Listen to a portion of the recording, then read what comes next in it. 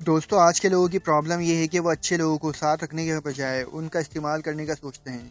लोगों को ये तो चाहिए कि कोई उनसे बहुत ज़्यादा प्यार करे, मगर ये नहीं देखते कि वो भी उनसे प्यार करेंगे या नहीं।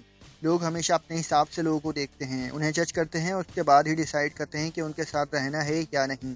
दोस्त, आप किसी को कितना भी अच्छा फील करवा लो, उसे टाइम दे लो, मगर वो हमेशा किसी ऐसे इंसान के चक्कर में पड़ा हुआ होता है जो उसे पूरी तरह इग्नोर कर रहा है, जो उसे कुछ समझ ही नहीं रहा है। ऐसा इसलिए है क्योंकि लोग ऐसी चीज़ों की बहुत ज़्यादा कदर करते हैं जो उनकी आंखों के सामने बहुत रेयर आती हैं। जैसे कोई किसी गांव या देहात वाली जगह पर रहता है तो वो किसी शहर जाकर काफ़ी अलग महसूस करेगा। ऐसे ही शहर वाली जब पहाड़ों में जाते हैं तो उन्हें वहाँ सुकून मिलता है, जबकि वहाँ के लोगों के लिए वो रोज़ के जैसा है, उन्हें कोई फ़र्क ही नहीं पड़ता वहाँ होने से। इसी तरह कोई चीज़ जब हमसे दूर होती है, हमारे आसपास नहीं होती है, तो हमें बहुत बेचैनी लगी रहती है कि यार उसे देखना है या वो चीज़ लेनी है या काश वो हमारे पास होती। ये बेचैनी जब तक बनी रहती है तब तक सब ठीक रहता है, और जैसे ही हम उस चीज़ को पा लेते हैं तो वो बेचैनी हमारे अंदर से ख़त्म हो जाती है और फिर हमारे लिए वो चीज़ भी बाकी चीज़ों की तरह नॉर्मल हो जाती है।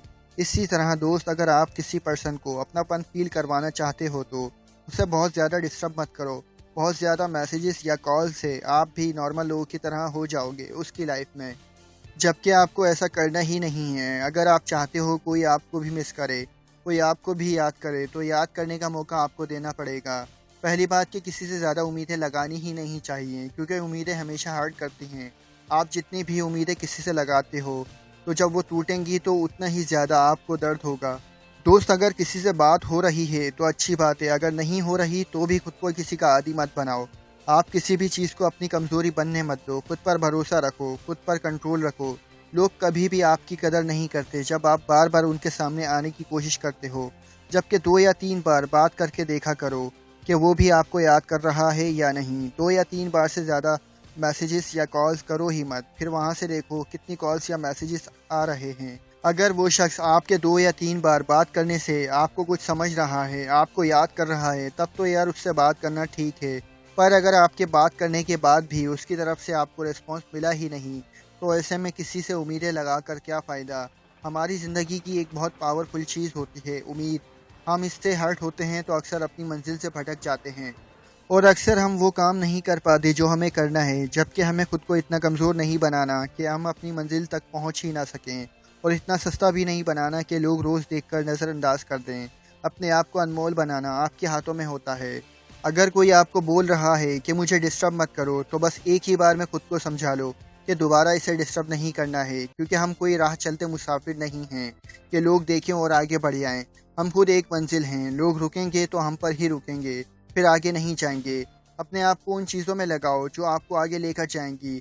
अपना वक्त उन चीज़ों को और उन लोगों को दो जो आपको अपनी इंस्पिरेशन समझे। बस कभी भी खुद को बहुत ज़्यादा सामने मत लाओ। आपका वक्त जब अपनी उन चीज़ों में लगता है जो रियल में आपको आगे लेकर जा सकती हैं, आपको लाखों करोड़ों लोगों की इंस्पिरेशन दिला सकती हैं, तो यार आपसे इतने लोग जुड़ते हैं जिसकी कोई लिमिट नहीं होती। मैं ये नहीं कहूँगा कि लोगों को इग्नोर करना शुरू कर दो, ऐसा कभी मत करना। मगर एक बार चुप होकर देखो कि खुद से आपको कौन कौन याद करता है। एक लाइन थी कि गिरना भी अच्छा है, औकात का पता चलता है, बढ़ते हैं हाथ तो अपनों का पता चलता है। तो यार बेकार में किसी के लिए रोने से बेहतर है कि एक आंसू गिराकर देखा जाए कि कौन उस आंसू को पोंछने के लिए आगे आता है। तो दोस्त, खुद को यूं ही मत समझो, खुद को अनमोल बनाना आपके हाथ में है।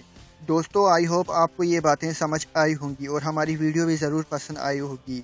ऐसी ही बेस्ट इंस्पायरिंग वीडियो के लिए हमारे चैनल के साथ जुड़े रहिएगा।